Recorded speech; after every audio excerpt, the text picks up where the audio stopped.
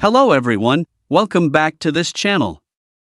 In this video, I will show you the easy and clear steps on how to turn off your opinion count notification on Kayak application. So how to turn off your opinion count notification on Kayak application? Make sure you keep watching this video until the end. Let's get started right away. Firstly, open the Kayak app on your Android device. This is the initial screen of the Kayak app. Next, tap the profile icon at the bottom right. Tap Notifications. Tap Push Notifications. And tap your opinion count. So that's it, tutorial how to turn off your opinion count notification on Kayak app. Thank you for watching. I hope this video was helpful. See you in the next video.